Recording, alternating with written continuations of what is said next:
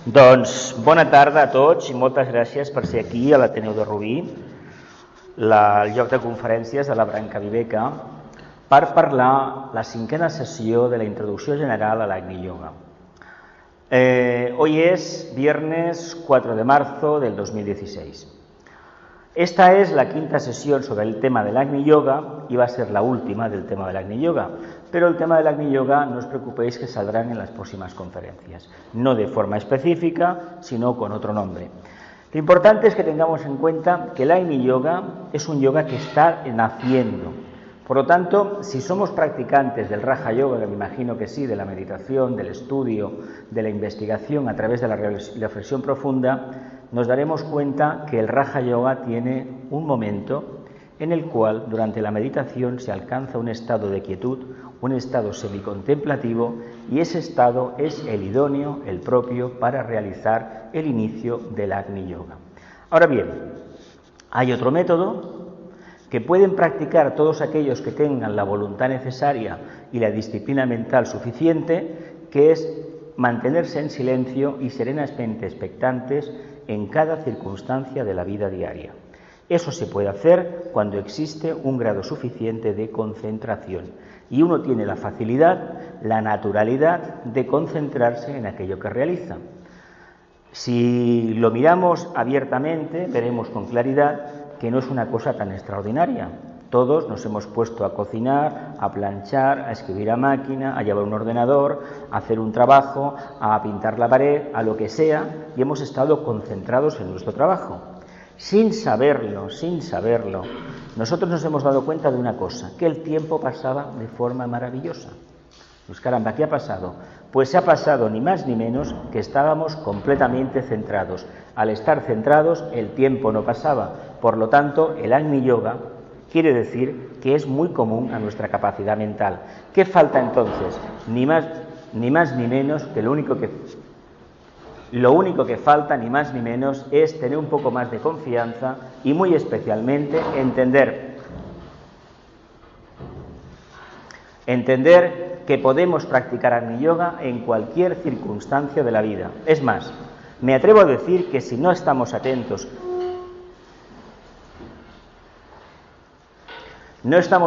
a las cosas que hacemos en el día a día, es porque sencillamente no queremos. Duro, ¿verdad?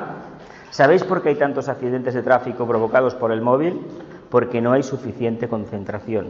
Si una persona cuando conduce estuviera concentrada, no le prestaría tanta atención al móvil. Si le prestamos atención a cosas que no son lo que importa, significa que el Raja Yoga no lo hemos practicado. Si practicamos Raja Yoga, evidentemente eso no nos volverá a suceder. Porque precisamente una de las cosas que denota que el Agni Yoga funciona en nosotros es el sentido de responsabilidad, que en términos generales se dice que si se empieza a las 7 hay que estar 5 minutos antes. Si no, ¿sabéis qué yoga estamos practicando? El nada yoga. Ninguna atención, nada. Estamos viviendo ¿dónde? En la nube. Porque si hiciéramos el Bhakti Yoga, el yoga devocional, estaríamos completamente atentos. Lo mismo que el Raja Yoga o el Hatha Yoga. Cuando no estamos atentos, ¿qué significa? Pues que no hay camino posible de acercamiento a la casa del Padre, que es el yoga. ¿Qué pretendemos con el Agni Yoga? Ni más ni menos que convertirnos en el Padre. ¿Cómo? Por la ley de correspondencia y de analogía. Ese es el camino científico de acercamiento a la casa del Padre. No es la devoción. La devoción per se, que uno se pone a pedir, a invocar, que no sabe lo que está pidiendo, no sabe lo que está invocando, lo único que consigue es que te conviertes en más humano, quiere decir más imperfecto. ¿Quieres convertirte en un ser perfecto? Utiliza la mente, la poca, la mucha o la regular que tengas, y comienza a establecer analogías.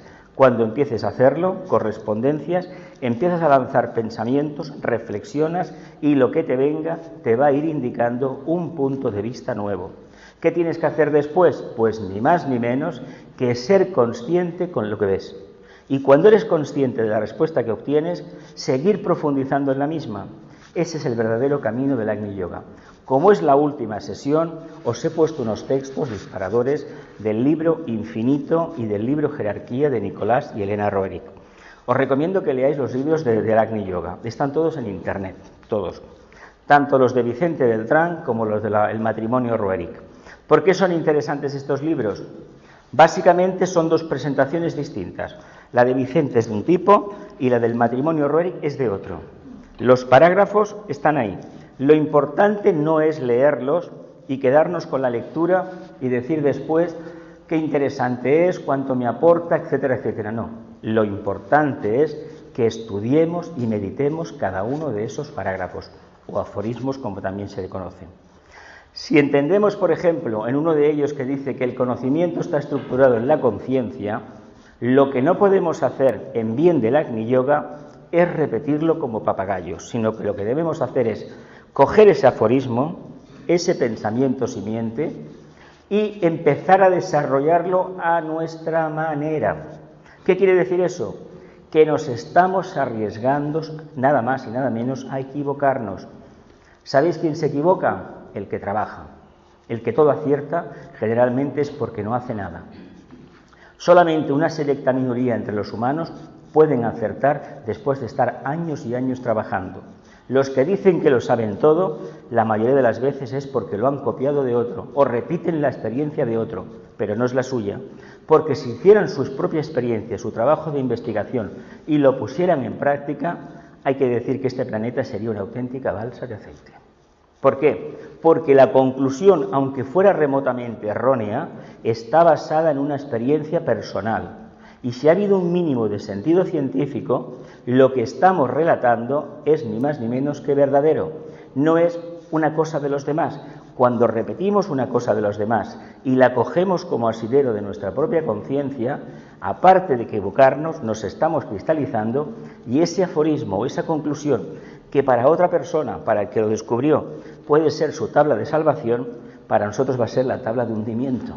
Porque como no es nuestra, no podremos flotar encima del campo emocional, encima de las aguas, sino que será un lastre y nos llevará a las profundidades. Y luego ya veremos cómo salimos.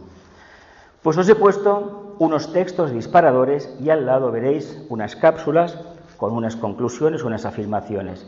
Se trata de que establezcamos un diálogo interior entre un texto y el otro.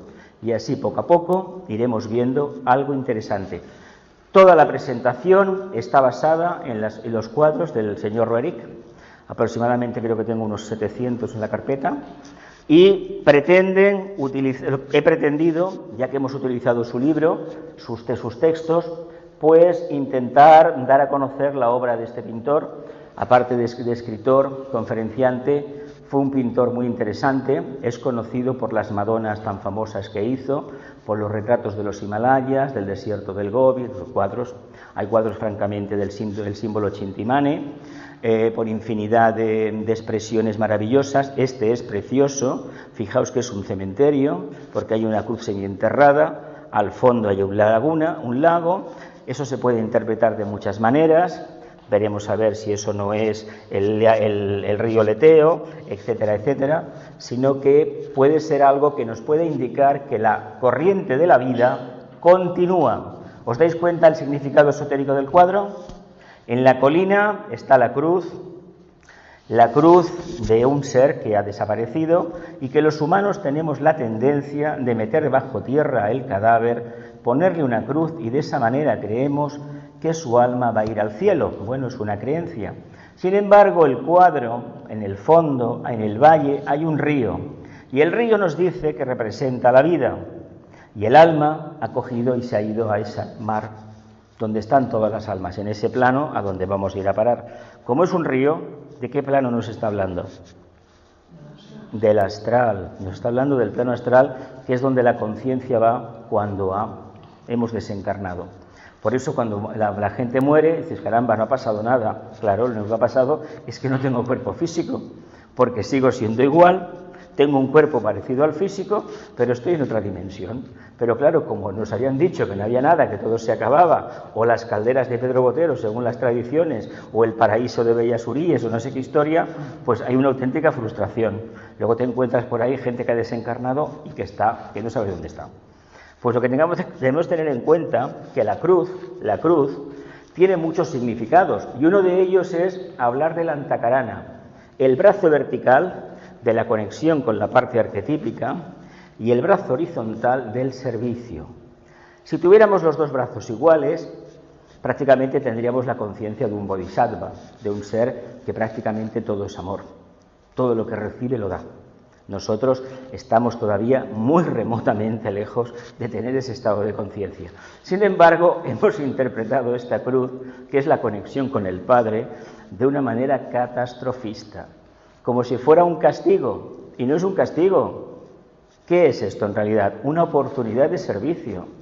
Por mucho que la pongamos en el cementerio para quitarnos los miedos, en el fondo estamos reconociendo que gracias a esa cruz estamos aquí, somos conscientes de lo que nos rodea y muy especialmente podemos interactuar con el medio a través del brazo horizontal de la cruz. Esto no lo deberíamos de olvidar nunca. Bien, aquí en la cápsula os pongo, en la anterior sesión del 20 de noviembre, hablamos entre otras cosas de esto. Olvido de uno mismo, acercamiento a lo más elevado, cumplimiento del deber, expresión del propósito, manifestación del plan, identificación con lo creado, identificación con el creador. Este cuadro, las preguntas, las afirmaciones han aparecido en las 4 anteriores sesiones, os habéis dado cuenta, ¿no? ¿Por qué? Por una razón muy sencilla, porque solo a través de una afirmación o de una pregunta, investigando continuamente sobre la misma, vamos a conseguir que nuestra conciencia se expanda. Fijaos que a la izquierda están estas 7 afirmaciones o 5 las que sean, y a la derecha tenemos una montaña preciosa, tenemos un mar de nubes precioso, una niebla azulada, algo precioso, y tenemos una estrella de 5 puntas y tenemos un ser que, como está la estrella encima de este hombre, de esta figura, debemos entender, independientemente de lo que el cuadro represente, el título que tenga el cuadro, que lo desconozco en este momento, ¿de qué estamos hablando? ¿De qué ser estamos hablando? De un maestre, porque está la estrella de 5 puntas encima, de un maestro, de un Mahatma. Estamos hablando de alguien independientemente del título del cuadro, pero al tener la estrella encima, que se la he puesto yo, y al tener estas afirmaciones, evidentemente estamos hablando de un iniciado. ¿Puede ser un maestro de quinta iniciación? Puede ser un arat. Pero sin estas características de identificación con el creador, con lo creado, el campo del Dios trascendente de siempre, un tema que en la filosofía esotérica hay que trabajar muchísimo, machacarlo. Expresión del propósito divino, manifestación de ese propósito o manifestación del plan, acercamiento a lo más elevado, a Shambhala, al Padre, a Dios, el olvido de uno mismo, sin cumplimiento del deber o sentido esotérico del plan. Si no tenemos estas características, la estrella de 5 puntas cada vez estará más lejos.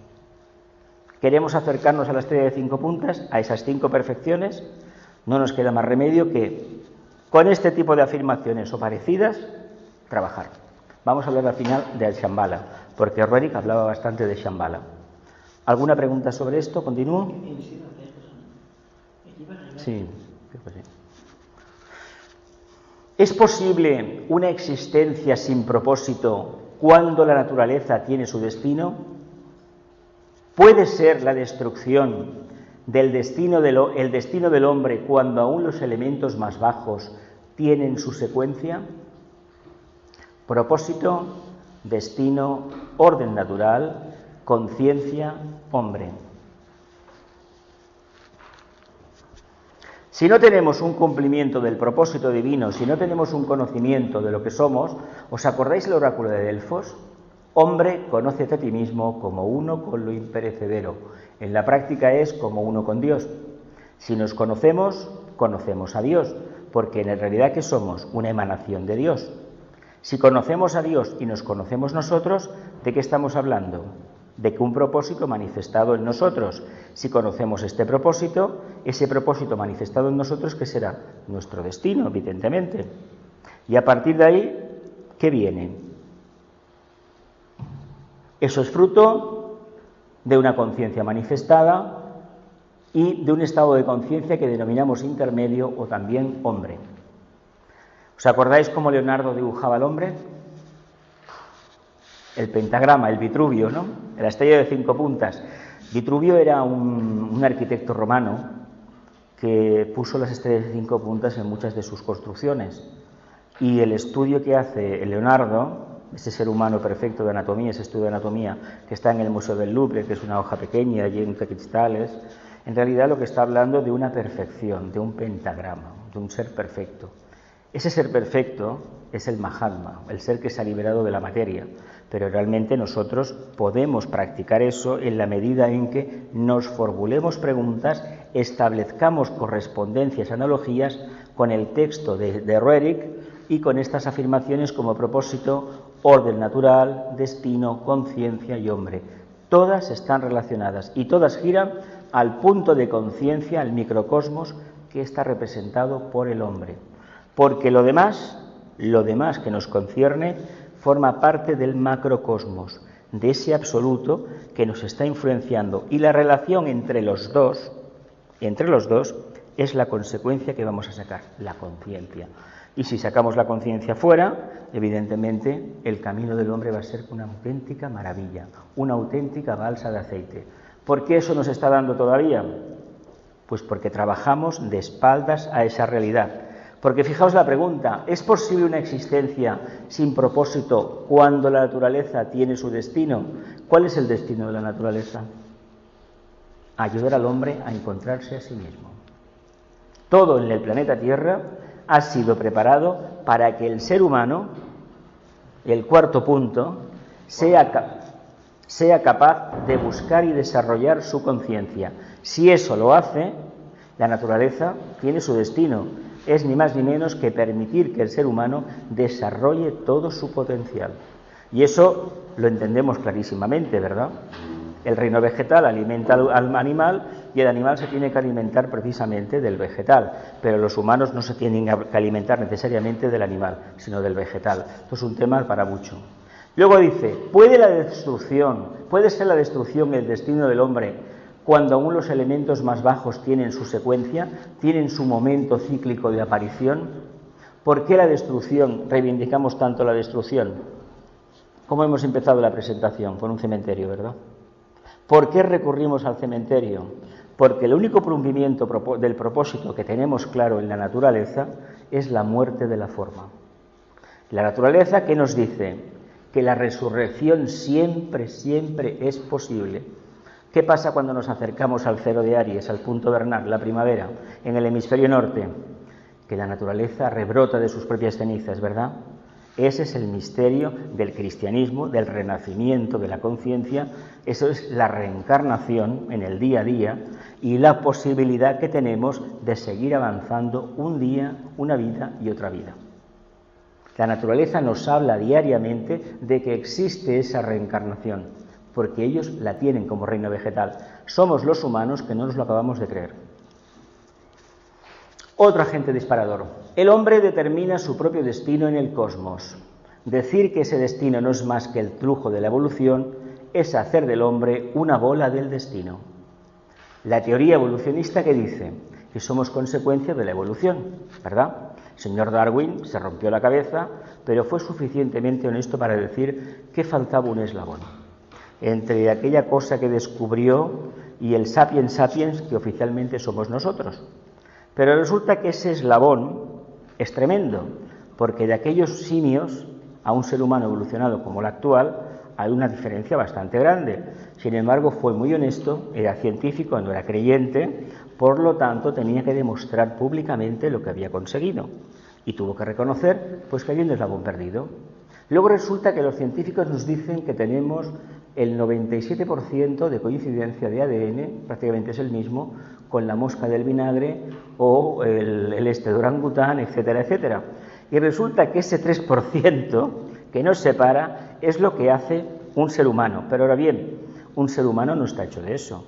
Está hecho de una forma que periódicamente tiene que cambiarse. ¿Cómo se cambia esta forma?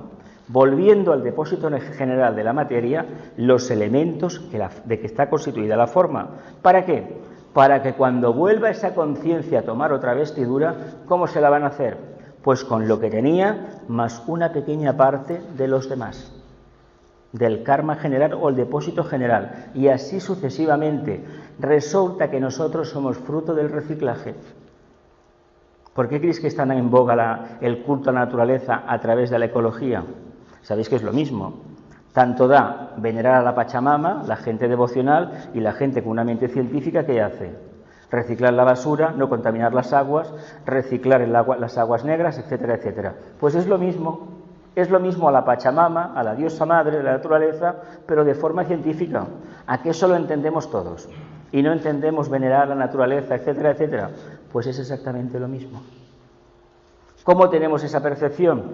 En el momento en que entendemos que la teoría de la evolución tiene su razón de ser, pero que nosotros somos algo más. Somos una conciencia evolucionando dentro de una forma. No evoluciona la forma, evoluciona la conciencia. Por eso Darwin esto no lo sabía, no le correspondía saberlo, y además hay que tener en cuenta una cosa. La aparición de Darwin se da en un momento de la historia del siglo XIX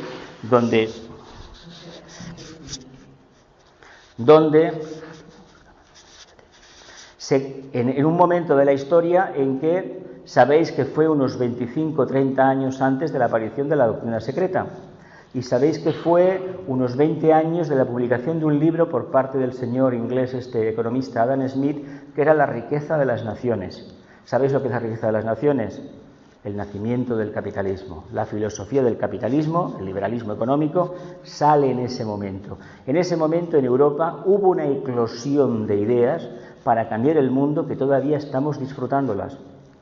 Sabéis esto, ¿no? Gracias a ese libro, a ese trabajo de uno, al trabajo de otro, el señor Bach, un siglo XVIII con la máquina de vapor, el señor Stephenson el ferrocarril, el señor Edison y el señor Tesla con sus inventos en la bombilla, en la telegrafía, el teléfono, etcétera, etcétera, la distribución en red de la electricidad, corriente continua, corriente alterna, tenemos el estado de bienestar en todo el mundo que tenemos, porque eso no lo podemos negar. Es un auténtico triunfo que apretemos un botón, se encienda la luz y tengamos un fluido eléctrico a disposición nuestra, que en el fondo es ni más ni menos que el fluido pránico traducido o transportado a través de artilugios, de redes lógicas, científicas, creadas por los seres humanos. Pues todo esto sale en el siglo XIX. Por eso el siglo XX ha sido una consumación de esos inventos y muy especialmente de una expansión general de conciencia. Se espera que en el siglo XXI acabemos dirimiendo las últimas diferencias que hay entre unos y otros. Os he dicho el nacimiento de la doctrina secreta, la salida a flote de esa parte de la verdad oculta científica que atesoraba la humanidad, la jerarquía en este caso, pero era por una forma muy clara que tenía la jerarquía de transmitir a los humanos que la teoría de la evolución que los científicos consideraban relacionada con la forma, para el ser humano, eso es relativamente cierto. Y eso relativamente cierto hay que explicarlo de la manera que los científicos todavía hoy en día no lo pueden comprender. Ellos no pueden comprender de ninguna manera y tampoco es conveniente que lo entiendan, porque si no, entonces van a ocupar un campo que no les corresponde por evolución, nos corresponde a los esoteristas, a los teósofos, pero no le corresponde a los científicos. Sin embargo, los esoteristas y los teósofos debemos convertirnos en científicos. No creer lo que nos han dicho porque nos lo han dicho, sino a través de la investigación. Acordaos que todos los libros esotéricos empiezan, desde la doctrina secreta para acá, con una afirmación muy clara. No se debe de creer en esto, porque una frase que se le atribuye al señor Buda, porque lo haya dicho un Deva, lo haya dicho este o lo haya dicho el otro. Solamente cuando la conciencia realmente lo corrobora. ¿Cuántos de nosotros lo hemos comprobado eso? Ninguno, ¿verdad? Ninguno. Seguimos creyendo aquello que nos han dicho y lo único que hacemos es echar piedras en la mochila. Por eso deberíamos tener un espíritu crítico científico y comprender una cosa muy sencilla. Si no fuera por la ley de la metempsicosis, la transmigración de las almas, la reencarnación, ley de la justa retribución o el nombre que tenga, la ley del karma que se le pone, pero con sentido peyorativo, ¿qué sentido tendría esta vida? Si no existe la comprensión de esa ley, ¿cómo es posible que ese Dios que todo lo sabe, que es infinitamente amoroso, ¿Cómo es posible que a unos los haya castigado per se y a otros resulta que se lo da todo? Que cada año la vida le va viento en popa, materialmente hablando. Hay gente que no tiene ningún problema económico, otros que no tienen ningún problema porque no tienen conciencia de lo que es tener un problema. ¿Cómo lo explicaríamos si no tuviéramos la creencia, la convicción, la claridad mental de que sí que existe la ley de la transmigración de las almas? Existe la reencarnación. Ahora bien, no lo creáis porque yo os lo digo. Experimentar en vuestra vida diaria. Preguntaos qué es lo que os pasa en esta vida, compararlo con los 10 últimos años, con los 20 o los 30 años últimos, ya tenemos una idea que tenemos capacidad para hacer un poco de memoria, y vamos a poder establecer una analogía con lo que pudo ser hipotéticamente la anterior encarnación. ¿No os parece que seguramente que si hiciéramos eso descubriríamos qué fue nuestra anterior encarnación? ¿Y por qué en esta tenemos los problemas que tenemos? No es lo mismo los problemas de los 20 años que a los 50, ¿eh? A los 50 son otros. Es de acercamiento al alma. Y si no lo hacemos, ya sabemos lo que nos espera. Marchar. ¿Queremos marchar prematuramente? ¿Queremos marchar por una enfermedad? ¿O queremos realmente marchar con conciencia? Independientemente si tenemos problemas, enfermedades o lo que sea. Pero lo importante es que nos vayamos con conciencia. ¿Cómo lo vamos a sacar eso a flote? Reflexionando sobre el papel que desempeñamos en el día a día. ¿Cómo conseguiremos esa pequeña revelación? Estando atentos a todo lo que hacemos. ¿Os habéis dado cuenta que el método de estar atento es el que te abre las puertas de la intuición? ¿O preferimos la intuición de los demás? Yo lo dejo en vuestras manos. Yo os recomiendo que no os creáis nada de lo que yo os digo. Nada. Cuando hablo de un tema de estos es porque lo tengo muy claro. No a nivel intelectual, no, lo vivo. ¿Por qué os lo digo de esta manera tan directa? Porque quiero que perdáis el miedo. Si perdéis el miedo, esto formará parte de vosotros mismos. Esta forma de pensar, el error del ser humano es que todavía no es capaz de pensar en libertad, no es capaz de establecer correspondencias, analogías. Así es como se crece. ¿Qué nos enseñó el señor Sócrates y el señor Platón? Esa capacidad de interrelacionarnos entre la mente concreta y la mente superior. Ese camino de tender puentes es el que desarrolla la conciencia. Por lo tanto, conciencia desarrollada, destino humano claro, divino, eterna evolución, infinito propósito. Continúo. El hombre, una bola del destino, destino, cosmos infinito, defínalos como quiera, pero la afirmación de que el hombre es llevado por la marea de la evolución sin la participación de su voluntad significa separado del cosmos. ¿Qué os he dicho antes? Si no hay conciencia, ¿qué hay? ¿Quién evoluciona? ¿La forma o la conciencia? Sin embargo, ¿qué ve el científico? Que la forma evoluciona, ¿verdad? ¿Y qué ve el esoterista, el teósofo? Que es la conciencia la que lo hace. ¿Hay contradicción entre una afirmación y la otra? ¿Verdad que no? ¿En qué se diferencian esas afirmaciones? ¿En grado de evolución? No. El punto de vista del observador. A nosotros, los teósofos, los esoteristas, no nos interesa hablar desde el punto de vista de la forma. Ya hay cualificadísimos profesionales que lo hacen, los científicos. Tenemos que hablar desde el punto de vista de la conciencia, lo oculto, la parte causal. Y desde ahí podemos ver la relación entre las dos partes y podemos ver que la forma es consecuencia de evolución de la conciencia. No me tocó un cuerpo deforme porque el Señor Dios aquel día hizo un experimento. Me tocó un cuerpo muy limitado porque en anteriores encarnaciones necesité una prueba específica que la estoy cumpliendo ahora. ¿No habéis visto gente a vuestro alrededor que tiene a lo mejor cierto tipo de dificultad de movilidad? ¿Habéis hablado con estas personas? Gente que a lo mejor tuvo la polio de pequeños. ¿Cómo están en este momento? ¿Conocéis el caso de alguno? Digo porque si conocemos ese caso, lo analizamos y lo investigamos, vamos a entender qué significa la ley de evolución. Vamos a ver cómo el alma necesita en un momento determinado una encarnación de estarse prisionera de una forma defectuosa para poder trabajar la parte interna, que es el aspecto volitivo, el aspecto voluntad.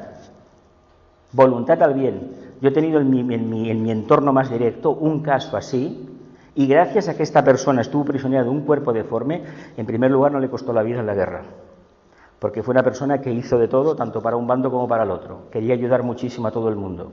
Y le perdonaron la vida por estar así, estar en ese cuerpo prisionero. Pero gracias a ese cuerpo desarrolló una voluntad de acero. Fue toda su vida autosuficiente. Fijaos lo que hace el alma, lo que hace el destino en un momento determinado. ¿Para qué? Para reenfocar la conciencia con el destino, el infinito, y por extensión con la parte mayor o cosmos, siempre y cuando cumplamos el propósito divino.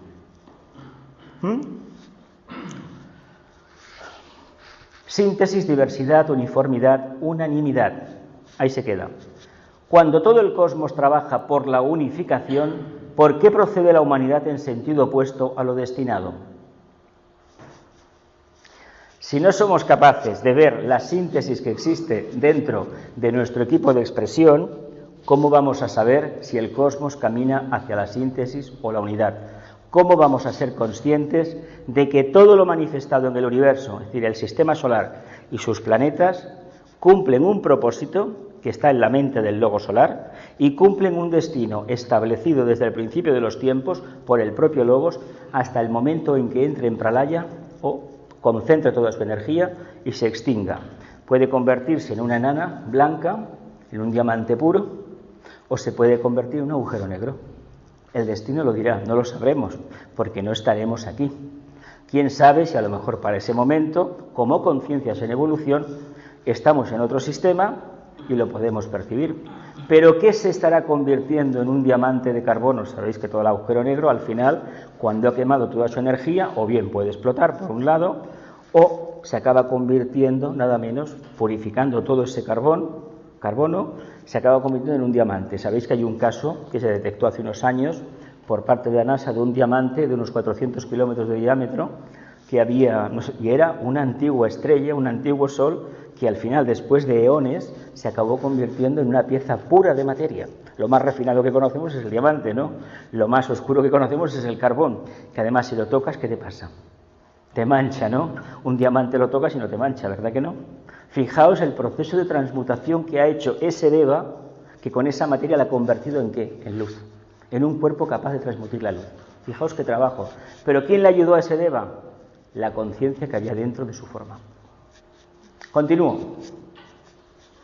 Hay una correlación directa en todo el cosmos. ¿Lo entendemos? Que todo está interrelacionado. ¿Conocemos que existe esa ley dentro de la naturaleza y dentro del reino humano en especial? ¿Sabemos que todo lo que sucede entre los seres humanos tiene un propósito determinado? ¿Sabemos que lo que nos pasa en el día a día tiene una finalidad específica? ¿Sí? Ojalá lo supiéramos. Yo lo dejaré en el interrogante, el cierre del interrogante lo dejo abierto.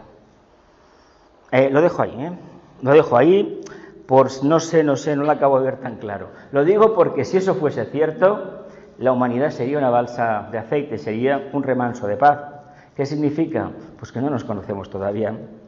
Tenemos mucho miedo de conocernos, ¿verdad? No somos tan maravillosos como nos parece. ¿Por qué creemos que somos personas maravillosas y evolucionadas? ¿No será que tenemos mucho mesianismo, mucha aspiración, mucho idealismo en la sangre todavía? Que nos han construido en un equipo de grandes escapadas hacia afuera, hacia lo maravilloso, y lo concreto que somos nosotros, nuestra conciencia, la dejamos para la próxima vida. Hay una anécdota que es muy interesante. En los primeros siglos del cristianismo se habló de la reencarnación, eso se sabe, y se tuvo que cambiar en algunas iglesias porque la gente no quería esforzarse en cambiar y acercarse a la conciencia crística. ¿Por qué? Porque si les decían que había otra oportunidad, pues vivamos y comamos en esta vida y la siguiente será otra. Esto viene en textos apócrifos de los primeros siglos del cristianismo. Se tuvo que cambiar porque evidentemente se daban cuenta que el rebaño, cada uno iba por un lado. ¿Cómo cambiaron? Metiendo miedo a la gente. Se inventaron nada menos que una cosa que es terrible, la antítesis de toda la evolución, el infierno. Sabéis que eso vino a consecuencia de que el rebaño se desbordaba y como no lo podían controlar, ¿qué hicieron? Acudir al miedo. Y como el miedo es lo que más vende en todo el mundo, pues ha dado un resultado maravilloso. Curiosamente, todas las grandes religiones han recurrido al miedo. Todas. La humanidad se contradice a sí misma y a su destino si no acepta que todo está perfectamente interconectado, interrelacionado, y yo me atrevo a decir que está perfecto y en perfecto orden. Me diréis, ¿todo lo que sucede en la Tierra está en perfecto orden? Sí. Cada vez que sale un conflicto en una parte del mundo, ¿qué indica? ¿Qué nos pasa a nosotros cuando tenemos un problema a nivel de salud? O bien tenemos décimas de fiebre, indica que hay algo que no funciona, o tenemos problemas intestinales, o tenemos mareos, etcétera, etcétera. O el pulso se altera, la tensión arterial se dispara, los niveles de glucemia vamos, sabemos esto bien, ¿no? ¿Qué indica eso? Que hay algo que no funciona. Pues cuando hay un conflicto en la Tierra, una guerra, gente que emigra de su país porque los están bombardeando, ¿qué indica? Que hay un problema que no hemos corregido, no hemos practicado el equilibrio en esa zona. Si no practicamos el equilibrio en una zona, ¿por qué nos quejamos tanto cuando viene la gente a Europa pidiendo ayuda y cerramos la puerta? Porque no queremos tener problemas. ¿Qué hacía la gente cuando le salían aquellas fístulas fruto de las infecciones hace ya tiempo? Hoy en día no salen así, porque los alimentos están tienen un registro sanitario muy bueno. ¿Qué hacía? Se ponía una venda, la lepra no se ve, me volvía a tapar más las manos, más trapos, sabíais esto, ¿no? Hasta que realmente se me caía un dedo o se me caía la propia mano. Esto pasaba en el siglo XIX. Y todo para no decir que teníamos la enfermedad de Hudson, la famosa lepra. ¿Qué hacemos hoy en día con los asuntos sociales? Dejar que se pudran. Y cuando sale el conflicto a viva voz, hay tiros, hay atentados, caramba, hay que ver esta gente qué malas ideas tienen, qué mala conciencia. No, mala conciencia nosotros. Ellos están haciendo lo que ya no pueden hacer. Están dando a conocer un problema que hemos generado otros. Además, si estamos todos interconectados, ¿quién ha generado el problema? Toda la humanidad. ¿Y por qué en un punto específico se canaliza? Porque todo lo que está alrededor tiene que despertar. Por ejemplo, decimos, tengo un problema intestinal. Como esoteristas sabemos que si es un problema intestinal, evidentemente el plexo solar tiene mucho que ver en eso. Es que, claro, la solución es que tienes que amar más, tienes que desear menos y vivir una vida equilibrada. Claro, y esto me lo dices cuando me tienen que quitar el colon. Esto haberme lo dicho hace años, ¿no? ¿No os parece que la solución es un poco especial, un poco egoísta? ¿Qué tendríamos que decir a esta persona? Básicamente que recuperara el equilibrio interior, que estuviera tranquilo y que entendiera que el día a día es una prueba para mantener ese equilibrio y que no hay nada de castigos divinos ni nada por el estilo. Y eso del karma, sinónimo de maldición, olvidémonos totalmente de eso. Nos viene un tema de estos o bien por exceso o por ausencia de la energía del alma en un determinado chakra, por exceso o por defecto, pero no tenemos la sabiduría suficiente ni la clarividencia suficiente para poderlo saber.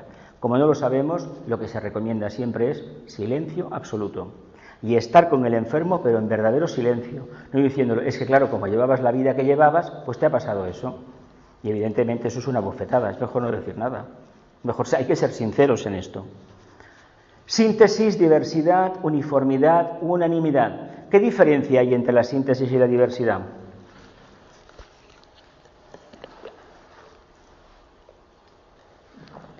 ¿Se puede alcanzar la síntesis a través de la diversidad? ¿Cómo se alcanzaría? Buscando ¿qué? La parte más interna, ¿no? ¿Es lo mismo la uniformidad que la unanimidad? La uniformidad nos habla de unión de formas.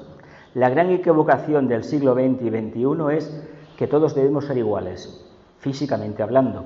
Eso los nazis ya lo empezaron, ¿verdad? ¿Y cómo acabó el experimento? Acabó muy mal.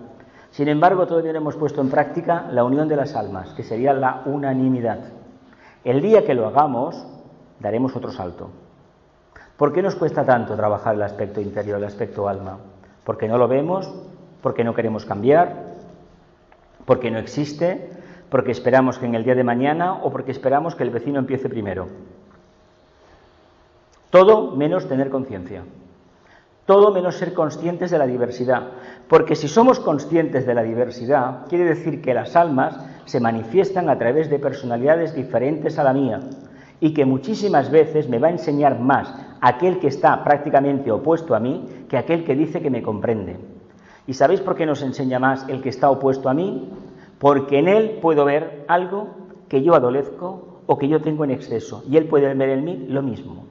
Y estableciendo esta correspondencia, esta analogía, esta forma nueva de pensar, de establecer correlaciones, de tender puentes, practicamos el segundo rayo, amor-sabiduría, y muy especialmente llegamos a la síntesis. Y de la síntesis, consecuencia de la unanimidad, nos alejará directamente de la uniformidad. ¿A quién le interesa el nivel de las formas? ¿No es más mejor que Acuario sea formas diferentes? ¿Cómo va a ser la raza futura, físicamente hablando? Un poco morenitos, ojos claros, pelo rubio, sí, vamos por ahí, porque precisamente el color negro durante muchísimo tiempo nos va a coger. Es que tiene que ser así. Los australianos son rubios, los aborígenes, rubios, morenos, tienen el pelo rubio y son morenos, los aborígenes. Son los lemures, lo que queda de los lemures antiguos, junto con los bosquimanos en África. Pero es que el futuro vuelve otra vez ahí. Pero pasando que por diferentes estados de conciencia. Y al final, ¿qué importa cómo nos manifestemos físicamente? Digo piel morena, oscura, porque sabéis que el arquetipo de perfección del cuerpo físico lo tiene la raza lemur. Como la raza lemur no hay nada de cuerpo físico, ya lo sabéis, ¿no? No es lo mismo el cuerpo de un hombre de color, una mujer de color, que el de un blanco. No lo es. No lo es. Esto miradlo bien, que ya veréis qué diferencias hay. ¿Lo vemos bien? ¿Sí? ¿Sabéis lo que es esto, no? Sí. Bien. La transfiguración es nuestro fundamento más maravilloso de la fusión cósmica. Lo repito, tiene enjundia. La transfiguración es nuestro fundamento más maravilloso de la fusión cósmica. A ese paso de transfiguración cósmica, al que el hombre consuma su paso terrenal, nosotros, la jerarquía, lo llamamos gozo cósmico. Luego en otra diapositiva os voy a hablar de transformación, transmutación y transfiguración. Pero aquí ya empecemos a abrir boca. Continuamos. Iniciación, discipulado, aspiración. ¿A qué se refiere la transfiguración? Transfigurarse. Sacar a la cara el alma. Manifestar, la tercera iniciación significa la transfiguración. Cuando uno se transfigura, ¿qué está emanando? ¿La cara de qué? Una conciencia superior, ¿verdad? Os recuerdo que en la película, el cine, tiene muchas notas esotéricas. La película Los 10 Mandamientos, cuando Moisés baja del Sinaí, baja completamente transfigurado. Es la prueba de la tercera iniciación, con las tablas de la ley en la mano, es decir, cumpliendo el karma. 10 es 1, el propósito divino. Iniciación, discipulado, aspiración. En el camino del discipulado, que incluye las 3 partes, la primera, la aspiración, el discipulado y la iniciación, tenemos que manifestar el cumplimiento estricto del karma, del plan, de la ley divina. Los 10 mandamientos. Hay infinidad de películas que hablan de temas esotéricos, pero lo hacen en una escena. Hay gente que se queda embobada y no lo entiende. Pero esa película, en ese trozo, te da una clave de lo que es la tercera iniciación. Y luego, cuando baja para abajo, ¿qué sucede? Cuando vuelves de la prueba iniciática, las fuerzas involutivas tuyas empiezan a recular, a ir hacia atrás. Y tienes que volver, ¿qué? A reorientarte. No es que el pueblo se haya apartado, no, es uno mismo. La libre determinación del espíritu es evidente en la afirmación del sendero de una vida, y el avance del esfuerzo depende de esta fuerza. Y os pongo los disparadores: libertad, karma, conciencia. Libre determinación del espíritu es evidente en la afirmación del sendero de una vida, y el avance del esfuerzo depende de esta fuerza. ¿De qué sendero hablamos? Del anterior, ¿verdad? De los 3 aspectos. Si nos hemos consagrado a un sendero de servicio, el sendero del discipulado, en la fase de aspiración o la que sea, tenemos la libertad suficiente para recorrerlo y muy especialmente, ¿qué? Conciencia de ello. ¿Y qué estamos haciendo en el fondo? Cumplir el karma, ¿verdad? Porque lo hemos detectado. ¿Por qué mucha gente que ha cogido el sendero no lo quiere dejar ni muerto? porque ha comprendido que ha llegado a un punto de su evolución en esta encarnación que en las otras se les escapó. Esto es característico de todos los iniciados. Blavatsky aguantó hasta el último segundo. Lani Besan estuvo activa hasta lo último, y así sucesivamente. Porque cuando uno coge el camino, el verdadero, ya no hay tiempo para nada más.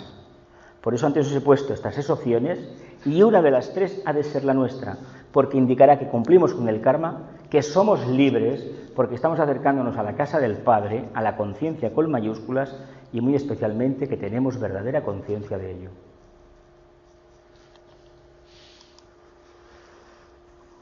El Agni Yoga responde a todas las corrientes. El cambio exterior produce una reacción en los centros del Agni Yogi.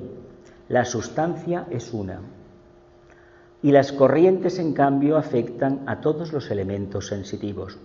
Por lo tanto, en la antigüedad, las sacerdotisas estaban aisladas y cubiertas con un velo aislante.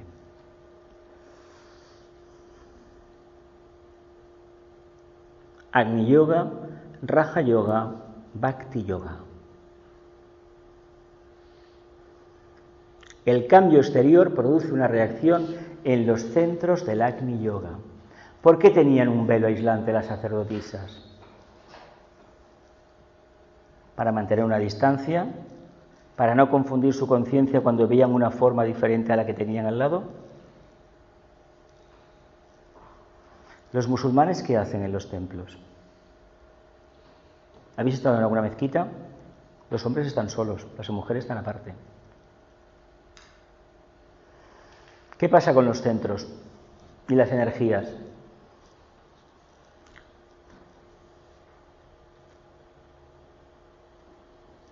El cambio exterior produce una reacción en los centros del Agni Yoga, pero el cambio exterior resulta que también es consecuencia del cambio interior. Cuando uno imprime una corriente determinada en el exterior, acaba repercutiendo, genera un remolino, y ese remolino, hablando en lenguaje así popular, acaba repercutiendo en sus propios chakras. Nosotros exhalamos una corriente etérica, interactuamos con todo el grupo, y todo el grupo interactuáis conmigo y yo con vosotros. Con Rubí, con Cataluña, con España, con Europa y con todo el mundo. Y como mundo, con todo el sistema solar y a su vez con todo lo manifestado. Fijaos si somos importantes. Entonces, ¿qué yoga debemos hacer? ¿El Agni, el Bhakti o el Raja? ¿O ningún yoga? ¿O ninguno? ¿Cuál creéis que es el mejor? ¿El Raja? ¿O el Hatha Yoga? El que sea, vaya. ¿Cuál? Pero no será importante, creo yo, que de una vez por todas nos definamos. Os he puesto 3 modelos. Está el Hatha Yoga, pero bueno, fue el primero, de los yogas clásicos, de los 6 clásicos. Pero ¿por qué no nos decantamos ya por uno? ¿Por qué no practicamos el Raja Yoga, la meditación? Vivimos una vida centrada, concentrada, cumpliendo el karma, porque el Karma Yoga, en el fondo, es estar atento a todo lo que sucede y dar gracias de todo lo que nos damos cuenta. Hay un conflicto, gracias por enseñármelo. ¿Qué hacemos generalmente cuando tenemos un conflicto? Mirar para otro sitio, o si no, culpabilizar a los demás. Poca gente, cuando tiene un accidente de tráfico, dice, no, es que me equivoqué. La mayoría la culpa era de otro. La mayoría de las veces la culpa era de otro. ¿No os habéis dado cuenta de eso? Y el otro dice exactamente lo mismo. Cuando falta esa autoconciencia, ¿por qué os he puesto estos 3 yogas? Para desarrollar autoconciencia nada más, tanto de que sean Bhakti, Yoga, Raja, Indra, Karma Yoga, Mantra Yoga, lo que sea, tanto da. Lo importante es que vivamos una vida autocentrada, con el cumplimiento específico de un propósito, porque si estamos así, esa filosofía de vida nos va a acercar a lo más superior que en ese momento podemos vislumbrar y desarrollar y autoconsensuar.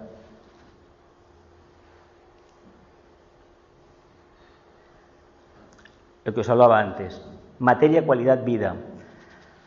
Dice así, ¿cómo transmutar lo más amargo en lo más dulce? Dice, nada, salvo la jerarquía, transformará la vida en una conciencia más elevada.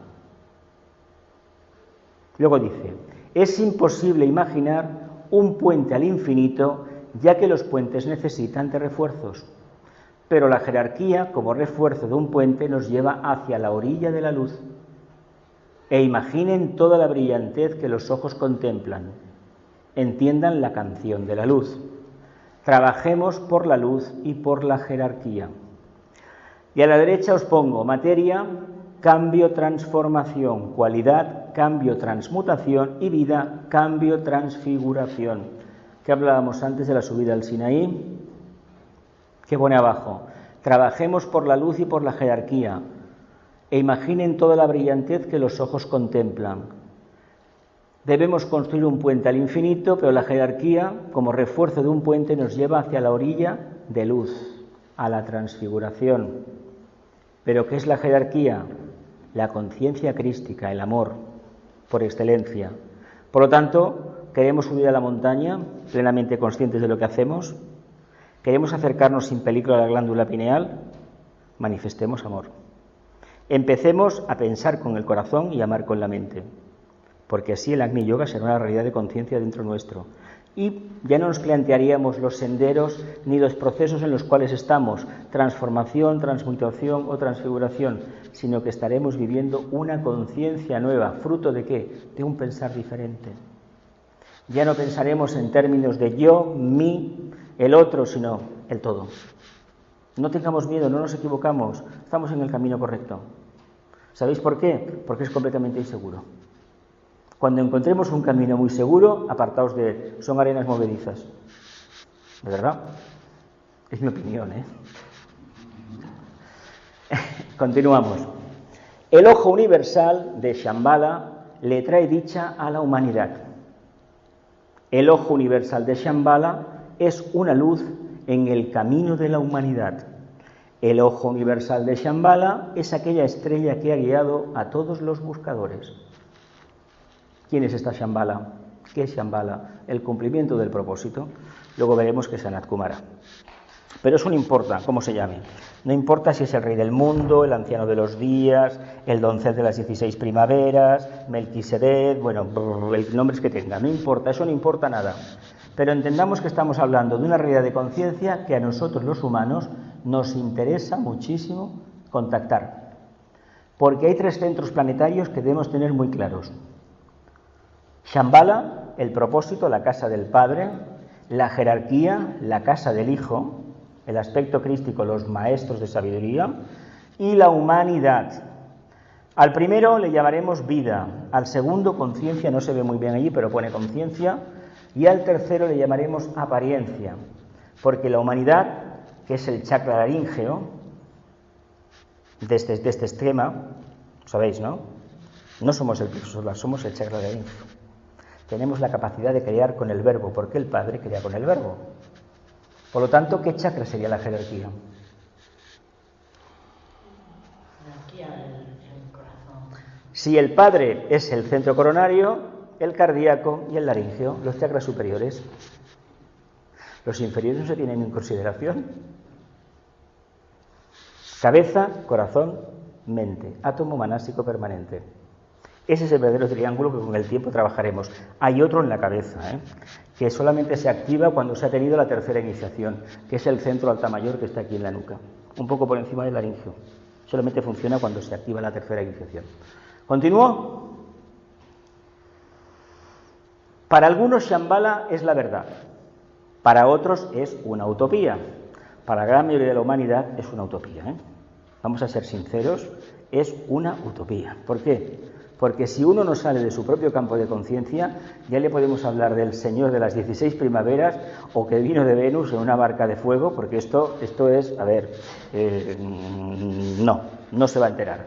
Ahora bien, para algunos el soberano de Shambhala es un sabio venerable, para otros el soberano de Shambhala es la manifestación de la opulencia, para algunos el soberano de Shambhala es un símbolo engalanado. Lo he reflejado con esta figura, esta famosa Diana, Sanat Kumara, regente planetario, estrella de 9 puntas. ¿Por qué estrella de 9 puntas? Porque es el símbolo de la perfección. Porque sabéis que en el planeta Tierra todo gira en torno al 9, ¿sabéis, no? ¿Sabéis cómo se manifiestan los formatos de vídeo? Los conocéis, ¿no? ¿Os habéis molestado alguna vez en multiplicar las 1920 líneas por las 1080? Sale 9. El formato del DVD, 720 por 576, salía 9. Y así sucesivamente. ¿Por qué sale 9 siempre? Porque es el número maestro de la creación. Él tiene 9 iniciaciones, por lo tanto, los seres humanos estamos 9 meses donde, en el vientre, en la parte más oscura de la materia, esperando el alumbramiento. Estamos pasando una etapa de oscuridad en la Tierra que durará el tiempo que sea, hasta que podamos mirar de tú a tú, cara a cara, al señor Sanat Kumara, al regente planetario. ¿Cuándo lo hacemos? Cuando recibimos la tercera iniciación. Por eso nos transfiguramos, porque automáticamente recibimos su cara, su energía. Esa es la tercera iniciación. Ahí entramos a formar parte de ese club, de la jerarquía, en su aspecto más denso, la tercera iniciación. Iniciados de tercera, la logia azul, tercera y cuarta. ¿Ves cómo es importante subir a la montaña?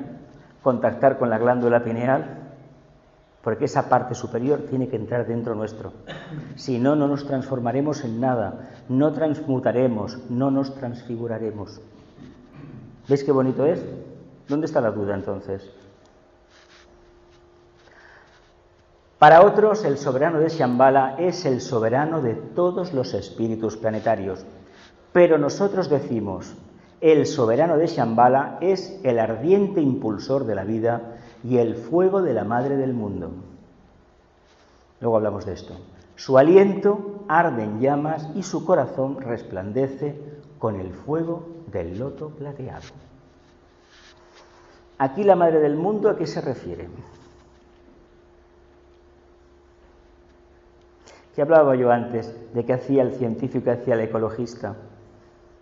¿Qué hacía el ecologista y qué hacía el que adoraba al espíritu de la tierra, a la Pachamama? La energía de Shambhala hace que la naturaleza y todos los reinos para arriba. ¿Por qué?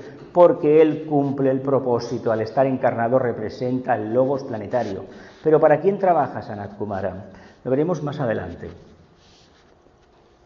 ¿Para el logos planetario solamente o trabaja también para el logos solar? Trabaja para los dos. Vamos a ver.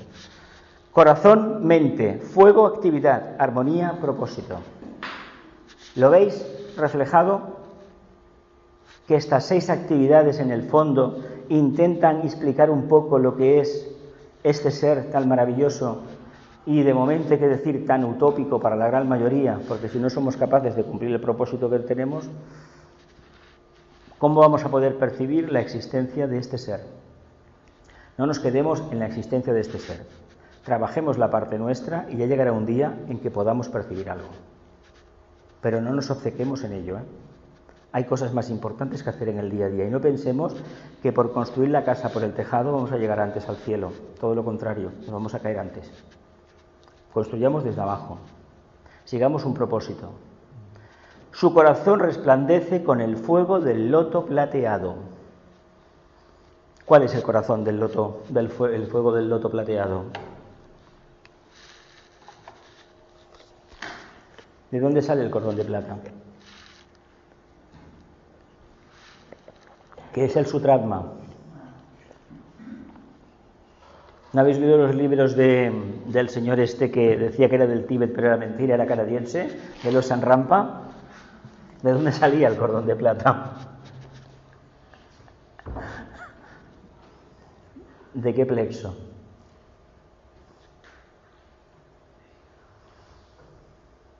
¿Por dónde se sale en un viaje astral habitualmente? ¿No habéis tenido ninguno? ¿De dónde salimos? ¿Por qué parte? La más fácil de salir es por el plexo solar. ¿Por qué se llama plata? Porque lo que se ve en el astral tiene ese color brillante. De ahí se llama astral, plata. No es que sea así, pero es como todo brilla, brilla más. Aunque tenga color, brilla, las paredes brillan, tienen como si fueran pequeños LEDs que están detrás de la pintura, o dentro de la pintura es eso, como si los átomos de la pintura brillaran. Se manifiestan todo. Fuego, actividad. ¿El fuego qué es? La mente. La actividad, ¿qué es? La consecuencia del fuego, ¿no? El corazón, la mente, están completamente relacionados. La armonía, cumplimiento del propósito. Shambhala, corazón, invocación, 9 iniciaciones, la famosa estrella de 9 puntas, lo invocado, la verdad, la vida, la afirmación, la conciencia interdependiente y abajo, como sello, la correcta acción. Y ese cuadro representa la morada de los dioses, la jerarquía, arriba de todo.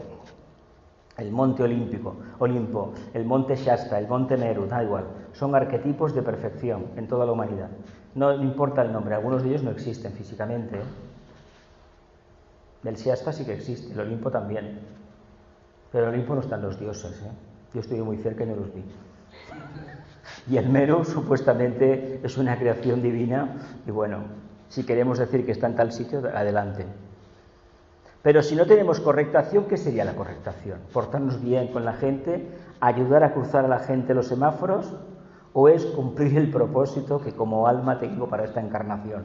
Y el que tenga más capacidad, que sea un iniciado, que cumpla el de la mónada. Pero no es el caso de la mayoría. Pero lo inmediato lo hemos de cumplir.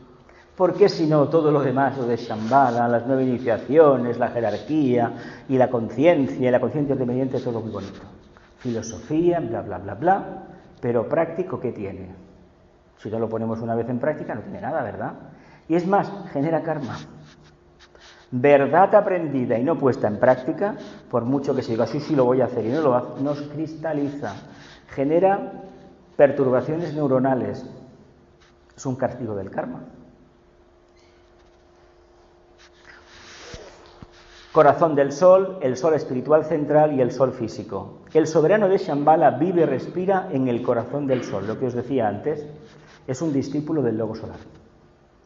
Sanat Kumara se está preparando, estará aquí durante eones en la Tierra y cuando salga está haciendo los primeros cursos, esotéricamente hablando, de la escuela de los logos solares. Y está en este planeta, está haciendo prácticas aquí. Imaginaos lo que es todo un planeta en tus espaldas. ¿Veis? El nivel de conciencia de este ser es completamente increíble. Es, inimaginable. Para un maestro de la jerarquía, Sanat Kumara está, si nosotros estamos aquí y el maestro está, pongamos, en Júpiter, pues para ellos es mucho más. Porque a pesar de que el maestro tiene 5 iniciaciones, la diferencia de esas 5 con las 9 de Sanat Kumara es increíble, inenarrable. Años luz. Para nosotros ya serían eones, miles y miles de años luz. Es decir, que no es para aquello que tengo la quinta y lo entiendo. Nada. ¿Continúo? El soberano de Shambhala es el invocador y el invocado. El soberano de Shambhala es el remitente de la flecha y el destinatario de todas las flechas. Está hablando de mitos, El soberano de Shambhala respira verdad y afirma la verdad. El soberano de Shambhala es invencible, convirtiendo la destrucción en construcción. El soberano de Shambhala es la cresta del estandarte y la cumbre de la vida. Acepta al soberano de Shambhala como la manifestación de la vida. La vida aquí tendría que estar con mayúsculas, el propósito. ¿Veis quién es Shambhala? Sanat Kumara, Dios. Por eso ha encarnado la conciencia del logos planetario, porque lo representa todo, lo puede asumir todo. Por eso todo lo que sucede está sucediendo en su conciencia. ¿Lo vemos? El disparador de todas las flechas es el mito de Sagitario, que tiene el trabajo 9 del alma. Las flechas hacia un destino. Él es la flecha, el disparador y el destino. Todo. Todo lo que sucede en el planeta Tierra está dentro de su aura. Y no viene nadie de ningún planeta si no es con su permiso. Y no sale nadie de la Tierra sin su permiso. Por lo tanto, esta gente que dice que va a Sirio por las noches, y lo dice y lo cuelga en Internet continuamente, yo recibo alguna cosa de estas, hay que decir que si fueran iniciados de verdad, eso no lo dirían. Por lo tanto, no salen del plano astral. No se puede salir de la Tierra si no hay permiso de Sanat Kumara. Y no se sale nunca, precisamente para hacer turismo. Para hacer turismo. No se va visitando planetas ni estrellas por curiosidad. Se va con un cumplimiento, todos los iniciados lo pueden hacer, son entrados para la jerarquía a través de la cuarta iniciación, a partir de ahí, para hacer determinados trabajos, siempre con un propósito. Nada de distraerse por ahí a ver qué pasa, no. A recibir alguna enseñanza, a hacer algún servicio, como otros iniciados de otras logias vienen aquí, pero siempre vigilados por Sanat Kumara. Sanat Kumara y los Budas de actividad, lo sabéis. Son 7 Kumaras, 3 ocultos, 3 externos. Sanat Kumara representa al colegio del Shambhala, es responsabilidad colegiada, son 7, pero en realidad los Budas de actividad y los internos van cambiando periódicamente. Unos están fuera y se ponen dentro, y así sucesivamente. Y los que están dentro, ¿sabéis qué se dedican a hacer? A estar en comunicación continua con el Logos de la Tierra, que está en el plano mental cósmico. Y de ahí sacan lo que pueden y lo transmiten. Y de ahí Sanat Kumara y toda la jerarquía se alimentan. Fijaos qué trabajo tan maravilloso. Nosotros somos partícipes de todo esto. ¿Nos parece magnífico? El corazón del sol, el sol espiritual central y el sol físico. ¿Qué es lo que percibimos los humanos? El sol físico, ¿no? Está ahí, mira qué bonito. ¿Hemos visto el corazón del sol alguna vez? Claro, si no vemos el nuestro.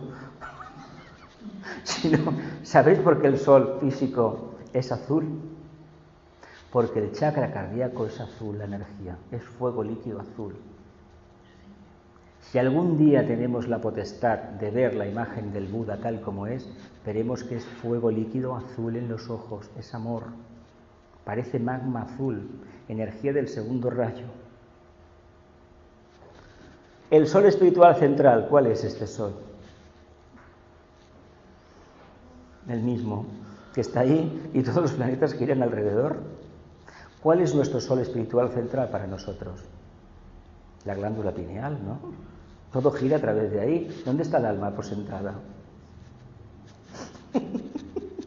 ¿Dónde debería estar? Debería estar en el entrecejo, controlando la personalidad. Sin embargo, parece que la tenemos en otro sitio. Hoy me la he dejado en casa, mira, no sé por qué, me acabo de encontrar las llaves. No, pero no es así. No, porque, a ver, nosotros como alma en el corazón no está. No. Lo que pasa que sí es cierto que la puerta de entrada, la puerta para la mística es por ahí. Pero nos toca trabajar, cuando hemos trabajado la mente, es muy bien cierto que se produce un atajo entre lo que es el cardíaco y el plano búdico. Pero hay que trabajar la mente. Lo que hace el místico es del plexo, hace un atajo, una dresera hacia el centro cardíaco. Pero claro, al no pasar por la mente no hay percepción de lo que sucede. El camino del esoterista es ir por la mente, una vez en la mente con la quietud, el corazón se despierta. Y claro, de ahí saltas directamente al búdico. No es que bajes, es que estás en el mismo tema de vibración, pero en realidad el corazón que tocamos no es el chakra cardíaco, es la relación que hay aquí en el chakra coronario del corazón. Es decir, entramos por arriba. Lo que pasa es que decimos centro cardíaco, pero es el reflejo que hay arriba, la parte central. Ese es el centro cardíaco. El verdadero. ¿Continúo? ¿Alguna pregunta? Mantengamos Mantengamos la conciencia enfocada continuamente, cumplamos con nuestro deber y pasemos por la vida plenamente atentos. Uno le está enseñando al otro, ¿no? Fíjate. Y mirad lo que hay ahí al fondo, aquello que será. Y os digo lo de siempre, lo que aparece en el libro Magia Blanca, la regla 10.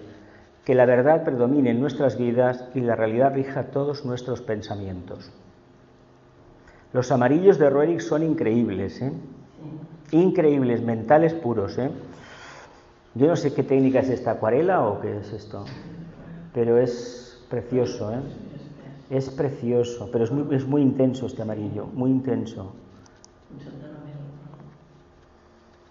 Los textos disparadores de esta presentación proceden de Infinito y Jerarquía. No he puesto la página ni el libro de cada uno de los apuntes. Otro día. Luz, amor, voluntad al bien. Y muchas gracias porque nos volveremos a ver el 6 de mayo, viernes, con la primera charla de conversaciones esotéricas, que vamos a tratar el tema del reino débico. Como en octubre hay una reunión, tenemos un seminario en Vallvidrera sobre el reino débico, vamos a hacer el primer disparo, a ver qué sale. Ya hablamos una vez aquí de los ángeles, hablamos en el otro centro vuestro, hablamos de los Agnisbhatas, Agnischaktas y Agnisurjas. Volveremos a hablar de otra manera, de los ángeles. Bien, preguntas, va. Soy todo oídos. Venga, en orden, ¿eh? Empezar en orden, os apoyéis todos. Va, preguntas, ¿tan claro lo tenéis? El Sanat Kumara no es el Sanat. El anciano de los días. De 16 años. El doncel de las 16 primaveras, sí. Melquisedec, el anciano de los días. Tiene el cuerpo de un niño. De un niño, pero claro, pensad que este ser no ha sido nunca humano. Humano desde el punto de vista terrestre. Procede de la logia de Venus, era un gran iniciado de la logia de Venus, y que, como el Venus es el yo superior del planeta Tierra, en un momento determinado, la logia solar y Sirio consideraron que era el candidato idóneo para encarnar en el planeta Tierra. Oficialmente, nos dice la tradición esotérica, la teosofía, que acudió a la Tierra hace unos 18 o 20 millones de años, cuando aparecen los señores de la llama. En realidad hay que decir en la cuarta ronda. La cuarta ronda empezó hace unos 300 millones de años, en el periodo cámbrico. Pero en realidad, Sanat Kumara viene a la Tierra en la segunda ronda. Si la cuarta hace 300 millones de años, calcula.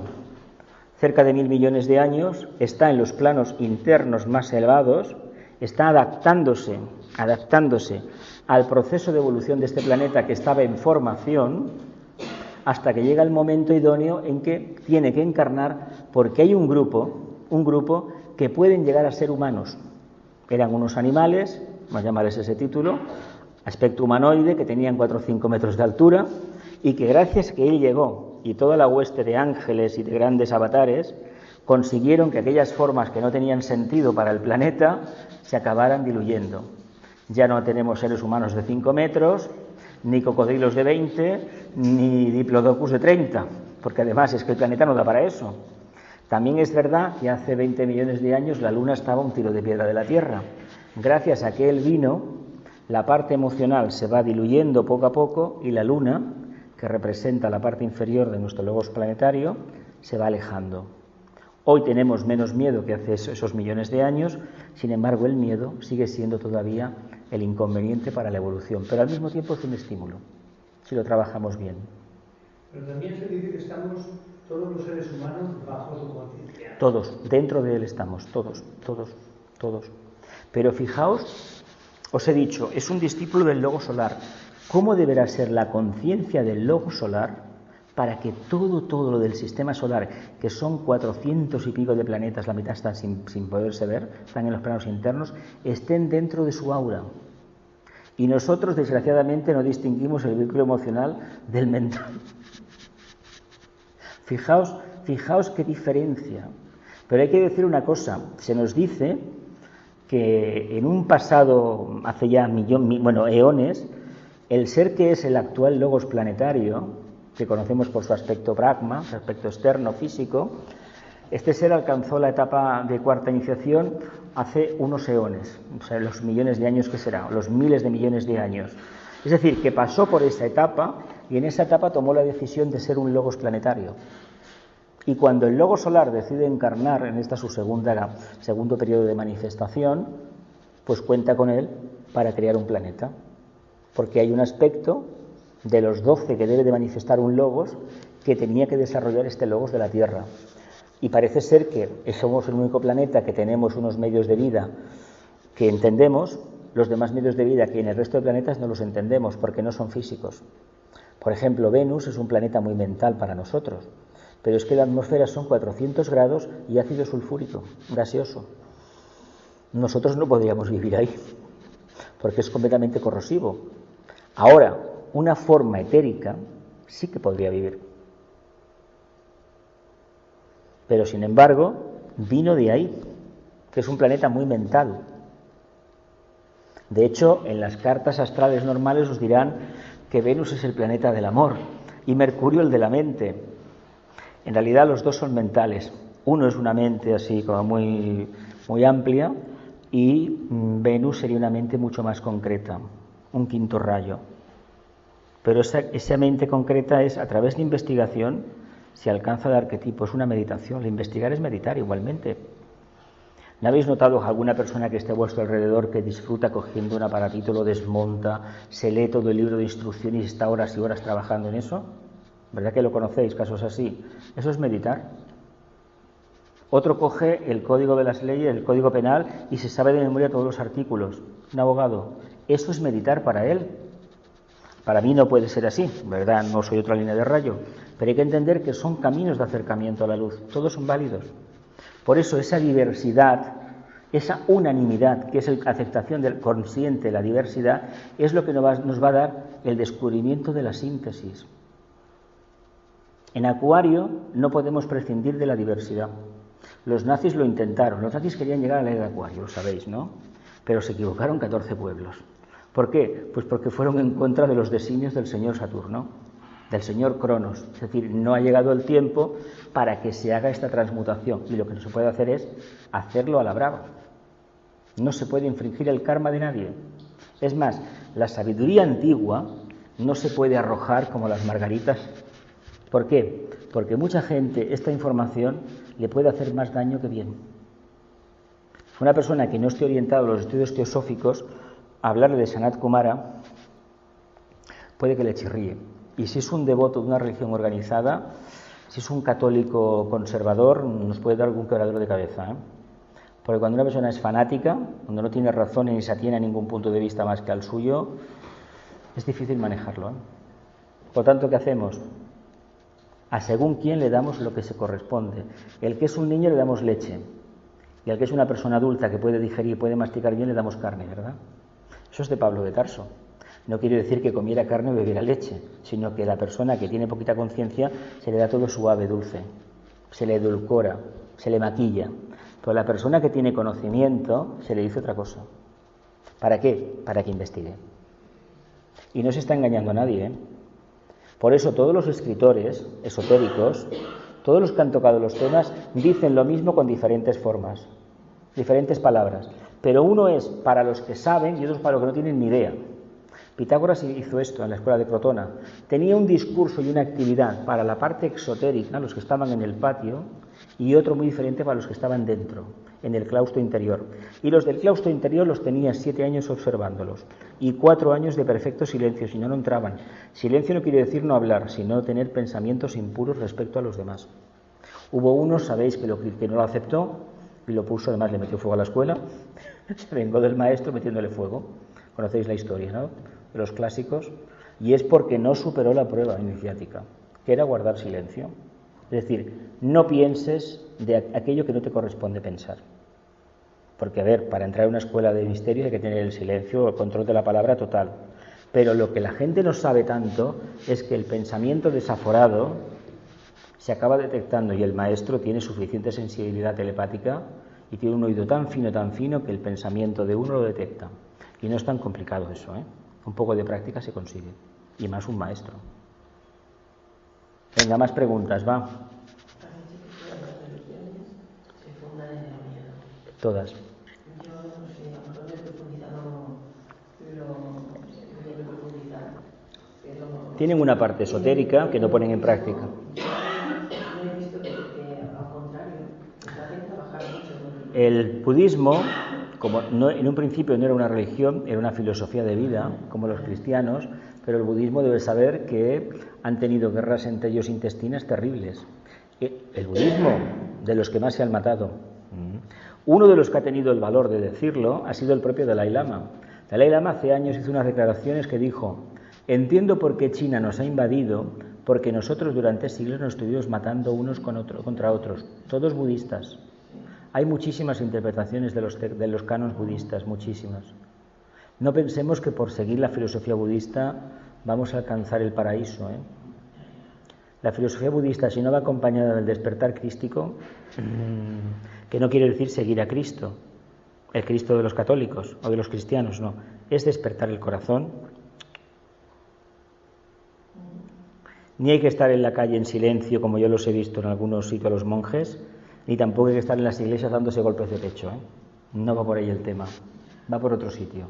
Y ese otro sitio no lo queremos ver, que es ser personas normales y tener la luz, el conocimiento, la paciencia infinita del budista y el amor claro y aposentado del cristiano. Ojalá pudiéramos manifestar amor, compasión por todo lo manifestado. Ojalá tuviéramos la conciencia interdependiente, pero no la tenemos. ¿Por qué no la tenemos? Pues porque es más cómodo no tenerla. Si no, la vida de la personalidad, ¿en qué quedaría? Con lo interesante que es a las rebajas, ¿verdad?, para mucha gente, o a ver el Barça, o quedarse en casa escuchando el último culebrón de la tele, o el último chisme de alguna famosa. La gente que vive en eso, no le podemos ir a hablar de la conciencia ni de Sanat Kumara, les hacemos más mal que bien. Pero los que estamos un poco despiertos no podemos desfallecer, somos pocos, pues hemos de perseverar juntos. Porque oportunidad como esta, ¿quién sabe si en la próxima encarnación tendremos? No lo sabemos. Por lo tanto, aprovechemos esta. Venga, más preguntas, que tenéis muchas, va. Venga, esa lengua. Yo quería que me aclarases todo eso. Levanta la voz. Quería que me aclarases esto de lo del Budi que pasa por detrás. ¿No habéis sentido, no sé si fue a ti, que se capta por el coronario? O sea, por la parte de atrás, lo que es el despertar del Budi. ¿Fuiste tú? No. Yo te he dicho del alta mayor que se activa en la tercera iniciación, Sí. que está aquí atrás, Sí, atrás. en el bulbo raquídeo encima, está ahí, el alta mayor. Eso es la tercera iniciación que se activa. Y entonces se produce una corriente de energías en los chakras de la cabeza. Pero no va también por el chakra de la espalda, el coronario. ¿Cómo el chakra de la espalda? Los chakras están todos en la espalda, en la columna, a unos 5 centímetros por fuera. Claro, en las bloquetillas. Pero cuando se alcanza, tú alcanzas al Budi y tú estás, que a veces tenemos ráfagas cortitas, como reflejos a veces. Pero cuando se alcanza, que ya toca por propia evolución, despertar, no pasa por la cabeza, pasa por atrás, que va directo a lo que es el corazón. A ver, el camino es el centro cardíaco, el hilo de la vida, está a través del átomo átmico permanente. Sí. El de la conciencia está, ¿a dónde? La pineal. Sí. ¿Y el el hilo creador, dónde está? El hilo Creador, el que hacemos en cada vida. Laríngeo. Nosotros construimos a imagen y semejanza del Creador a través del verbo. Sí. Tenemos dos formas de crear los humanos. Una es el centro sacro, que creamos formas físicas, y con el centro, el átomo manásico permanente, el centro laríngeo, creamos formas invisibles, formas mentales. Ese es el hilo que hacemos en la vida, el Creador. Es como si fuéramos en un tren. Tenemos el hilo de la conciencia, que es lo que ya somos. El hilo de la vida, que es consustancial, es un propósito de la mónada, representa el átomo átmico permanente, es el último que se corta, se rompe. El de la conciencia es el primero, y el Creador es lo que nosotros aportamos a la evolución. Como parte del centro laríngeo, va hacia arriba. ¿Hacia qué parte puede ir?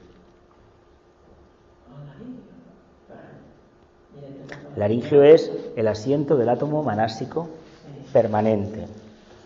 El cardíaco, lo acababas de decir antes, ¿lo has dicho antes tú misma? Claro. Porque básicamente el plano búdico es el plano de la razón pura, pero no la razón pura de Immanuel Kant, es la razón pura que es el amor, la energía de atracción, la ley de atracción del sistema. Todo lo que está manifestado en la Tierra y en el universo tiene la segunda ley, el amor. Si no, las moléculas no estarían cohesionadas formando la funda de unas gafas o una botella de plástico o un ordenador. O nosotros. Si no hubiera amor, las moléculas, los pitris, que son ángeles involutivos de la forma, no estarían cohesionados. ¿De quién es este amor?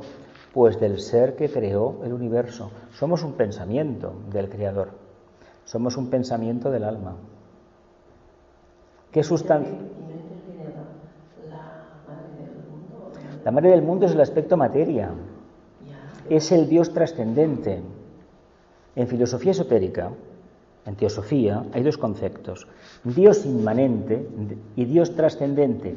Dios trascendente en la forma está dentro de la forma, es inmanente en la forma, pero yo como humano tengo la potestad de interpretarlo. ¿Por qué?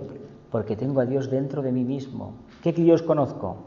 Me quedo primeramente maravillado del Dios trascendente, el que está en la forma, el que sale fuera. Vemos una imagen de estas, pues qué maravilla, grande, Brahma, qué grande eres. Vemos una puesta de sol, decimos, Brahma, qué grande eres. Vemos una selva, un bosque, un desierto, y nos maravillamos de la belleza de la naturaleza. Y decimos, Brahma, qué grande eres. Porque se manifiesta en la forma. Él y la forma no están separados. Hay dos cosas que hay que tener en cuenta. El ser que le ha creado el físico no es él.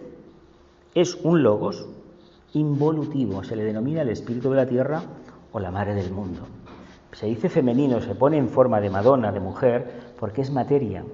La materia, si no recibe la fecundación del espíritu, no germina. De ahí que la primavera sea el mito del cristianismo, la resurrección, que es lo que imita el periodo de Aries, la crucifixión del Logos, del discípulo Jesús, cuando le dan la cuarta iniciación. La muerte y resurrección es eso. Y es el mito de la primavera, el resurgimiento del ave fénix, que curiosamente el ave fénix está en la prueba de Escorpio, en una cruz diferente, en la cruz fija, y esto es la cruz cardinal, la cruz del iniciado. La otra es la cruz del discípulo. La madre del mundo siempre responde al propósito. El ser que le ha creado el planeta Tierra, al logos planetario, es un Mahadeva, un gran ser, un gran ángel, que está desde la noche de los tiempos ligado a él. Es como si nosotros ahora estableciéramos relación con un ángel. Y andando el tiempo, eones, miles y miles de millones de años, yo me convierto en un logos y él es un gran deva, un gran arcángel. ¿Qué va a pasar de la relación de los dos? Que yo pienso y él va a construir.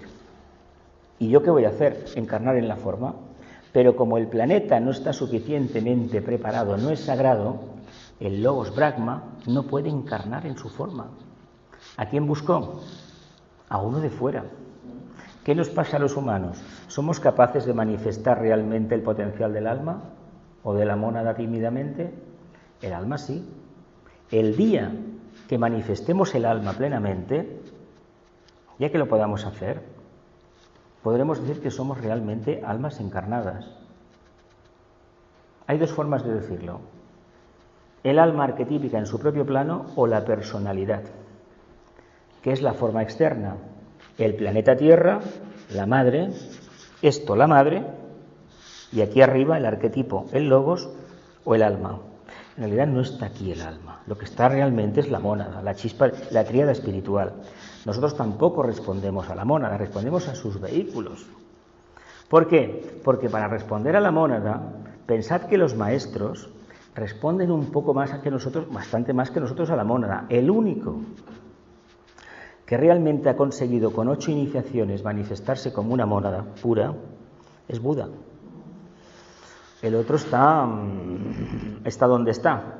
Y es el único que podemos decir que realmente funciona como una chispa divina pura. Tanto es así que forma física no puede tener, porque lo único denso que tiene es la materia etérica, como Sanat Kumara. A medida que alcanzamos iniciaciones, refinamos más. ¿Qué pasa? Cuando llegamos a la séptima, ya no podemos encarnar, no tenemos cuerpo. Es que no lo podemos ni crear. Porque si crearan uno, no podríamos entrar dentro, porque es muy involutivo ya para nosotros. Por eso, a medida que los maestros avanzan, se van alejando de la humanidad, de la forma física, y tienen que ser sustituidos por discípulos, porque es un camino sin retorno. Hablar de la madre del mundo, de la madre de Dios, es que la expresión la madre de Dios, esotéricamente hablando, a ver, es una puñalada trapera en el sentido común, pero hay que entender por qué se dice la madre del mundo y por qué se la dibuja de negro. Esta Isis que vimos tan hermosa el otro día en la basílica esta de Barcelona, negra, realmente es una auténtica maravilla porque te está diciendo una cosa muy clara. La materia es oscura, no de las velas o de que esté harta de que todo el mundo le vayan a pedir y se ha puesto negra, no. La materia es impura porque hasta que no sea transmutada por la energía interior del alma, no cambiará. Es como nosotros, ¿por qué somos todavía tan díscolos? Pues porque no expresamos plenamente la luz. Si tuviéramos el alma aquí dentro, un alma completamente encarnada, ya no habría diferencia entre la personalidad y el alma. No viviríamos una vida de dualidad, viviríamos una vida de síntesis. Esa vida de síntesis, allí donde nos vayamos, vamos a ser un foco de irradiación El logos no puede todavía manifestarse porque no hay todavía suficiente energía en el centro cardíaco de cada uno de los seres humanos para poderlo vivir. ¿Dónde va a vivir Cristo? La gente dice, el retorno de Cristo a la tierra, la gran invocación. Sí, de acuerdo. ¿Pero qué esperamos? ¿Que Cristo camine por encima de las aguas, venga volando? Que se quede donde está. ¿Y por qué lo digo? Con todo el respeto del mundo. Porque Cristo tiene que vivir precisamente en el corazón de los seres humanos. ¿Está preparado el patio para ese acontecimiento? Yo diría que el patio de los gentiles, toda la humanidad, está bastante alborotado en estos momentos. Está el gallinero un poco, no está para bollos precisamente. Pero si hubiera una parte de la humanidad, una parte mínima, es el famoso 100+1 que dicen, que pudiera realmente dar un salto interior y abrir el corazón, esa conciencia crística, a través del grupo, no de la individualidad. Ya se acabó el tema de la individualidad, eso se dio en Piscis y ya nunca más se dará. Se dará en grupo. Cristo aparecerá en grupo, a través de grupos. El intento de la Iglesia Católica de los últimos concilios ha sido, el Vaticano II, de formar otra vez el comité original que hace 2000 años la dirigía, 7 cardenales. Curiosamente son 7 los Kumaras. ¿Por qué? Porque si se siguiera el patrón, si habéis leído La ciencia de los sacramentos de Leadbeater, que os lo recomiendo, una cuarta iniciación equivale al grado de obispo, contacto con la divinidad, y un papa equivaldría a una quinta iniciación. Cualquier parecido con la realidad, pues bueno, ahí está. Hombre, en la Iglesia hay cardenales y obispos, han habido que han sido iniciados, esto lo se sabe. Pablo León XXIII era, sin embargo, ha habido magos negros también. Vamos, el que dijo que la Guerra Civil Española era una cruzada de la fe, a ver, este hombre, Pío IX, ¿no era? O Pío no sé qué. Este señor, pues bueno, lo que pasa es que hicieron santo a uno y a otro también, el mismo día. Francamente, bueno, ¿qué vamos a hacer? El Sodoma y Gomorra, una de cal y otra de arena, para ser más... No, el Vaticano tiene motivos para hacer entonar el mea culpa, pero todas las organizaciones que no respondan al patrón crístico en la tierra, ya sean capitalistas o lo que sea, al patrón del amor, se van a desintegrar en este siglo XXI y en el siguiente, porque está entrando. O te adaptas o te adaptarán. Escojamos, ¿qué queremos? ¿Que nos adapten o nos adaptamos nosotros al cambio?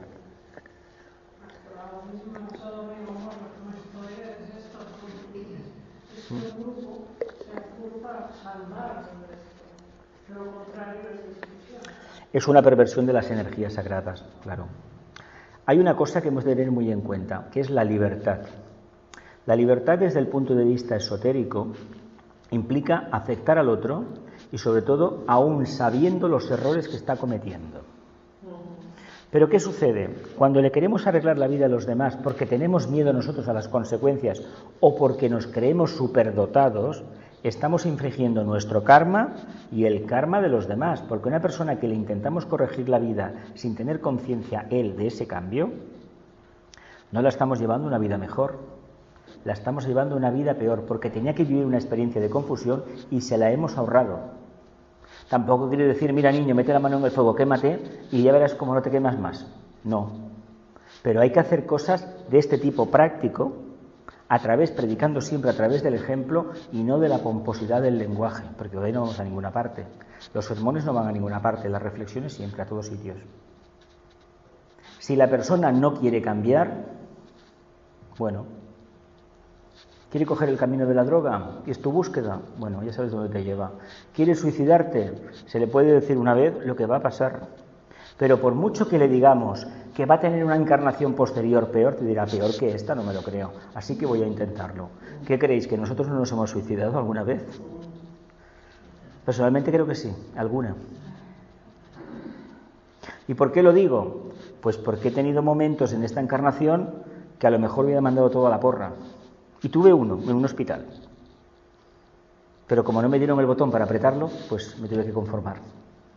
Pero una vez hace ya unos 30 años, hubiera apretado un botón en un hospital. Porque ya no podía más del dolor que tenía. Pero bueno, aquí estoy.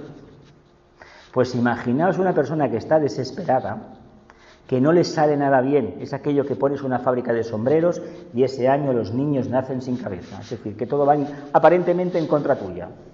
Si no encuentra a su lado un poste de luz, que puede ser un amigo, un familiar, la propia pareja, que sin sermonearle pueda estar a su lado en silencio, irradiando luz y amor, esa persona va directamente al abismo.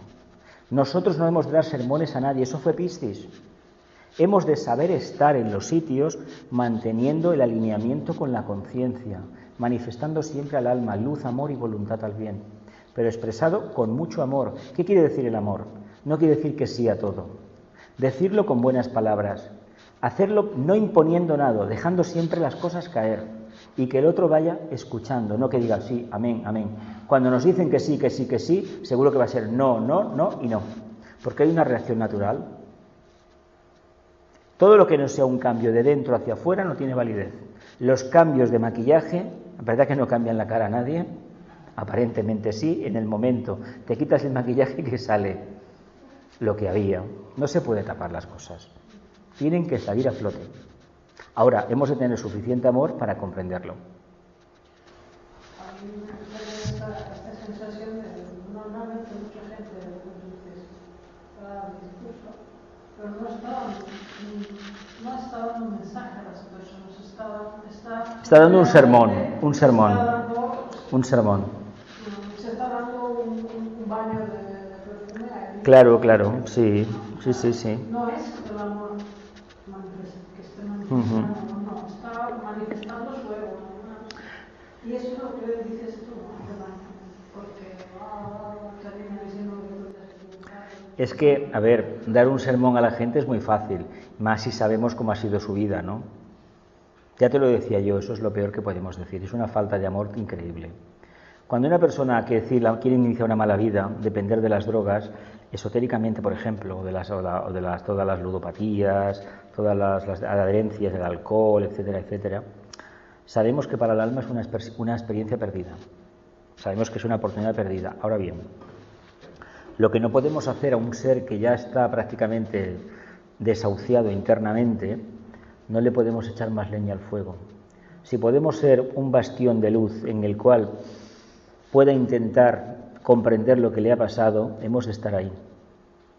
Generalmente una persona con muchos problemas de este tipo nos va a dar confianza un mínimo. Un día nos va a contar algo y al cabo de unos meses otro poquito más. Y mientras tanto tendrá su lucha porque no se fía, no quiere contar lo que le ha pasado. Hay gente que quiso cambiar y al querer cambiar el alma le presentó un abanico de posibilidades. Quiso dar un salto y resulta que ¿dónde se cayó? En su propio fango, porque no podía volar. Tenía tanta adherencia a lo suyo que no pudo volar. Y al no volar uno cae en la cima, en lo más oculto. Y de ahí es muy difícil salir. Os imaginaos caeros en una cima, en una gruta.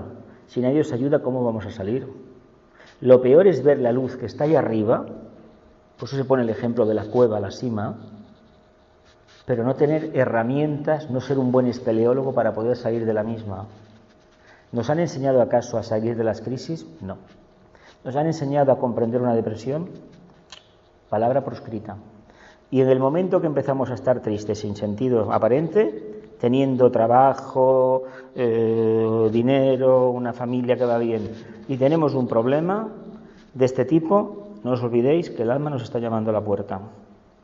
Si acudimos al Prozac, una patada al alma.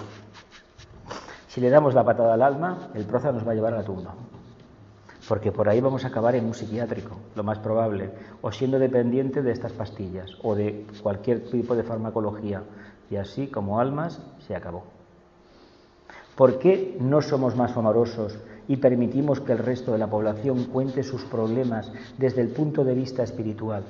Yo he conocido gente que me ha dicho que se avergüenza de no haber amado más, pero no en sentido material, sino de corazón. Pero que no lo hizo por el qué dirán, porque la mujer le decía o el marido le decía no seas tonta, no seas tonto, que eso no lo hace nadie. Nadie ayuda sin nada a cambio. Yo he conocido gente de esta. Y es una pena porque son oportunidades perdidas. Y lo que ha quedado de resentimiento, eso ya no se va. Porque cada vez que estas personas intentan hacer algo, pesa más la crítica que recibieron en su momento que su anhelo de servir. Fijaos con una palabra el daño que se puede llegar a hacer. Quien quiere servir, quien quiere ayudar a los demás, que lo haga. Solamente le podemos decir, piensa bien lo que haces. razona. Esto no es mío, esto lo dijo Buda, que antes de dar una limosna había que pensar. Porque si damos limosna continuamente creamos dependientes, lo sabéis esto. ¿Os acordáis el mito, esta frase atribuida a Lao Tse? Si le das el pescado a un hambriento, le solucionas el problema de un día.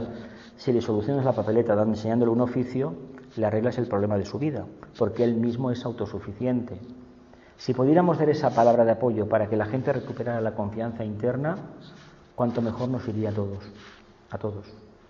Ahora, si damos una palabra de apoyo, no nos pongamos ninguna medalla, porque no vayamos diciendo es que yo a este lo salvé. Eso nunca. Si no conocemos las vicisitudes de nuestra alma, ¿cómo vamos a conocer las demás? ¿Cómo? Si no lo sabemos. Intuimos, creemos, nos parece. En el día a día, de todas maneras, si estamos atentos, se sabe bien cómo estamos, Si somos honestos con nosotros mismos y hacemos un análisis antes de ir a dormir, veremos que todo lo que hemos querido hacer bien, resulta que un 90% nos ha salido torcido. Parece que una vez va a hacer un bizcocho, mira por dónde hoy se quemó, abrió la puerta del horno antes y se bajó. ¿Qué quiere decir? Que no hemos estado atentos, que no hemos hecho aquello que queríamos hacer bien. Bueno, porque somos imperfectos, vale, de acuerdo, nos quedamos muy tranquilos, pero ¿y mañana? ¿Volvemos a cometer el mismo error? ¿Y pasado también? Pues tenemos que hacer una reflexión entonces. ¿Alguna pregunta más? ¿Hacemos un minuto de silencio? ¿Sí?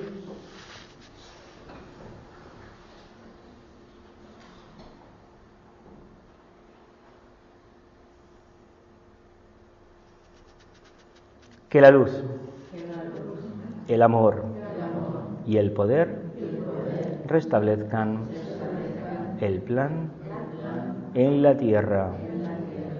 Que así sea y cumplamos con nuestra parte. Que así sea.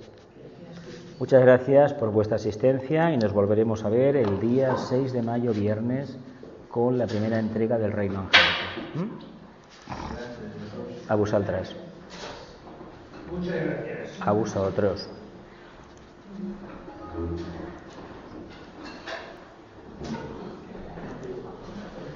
Gracias.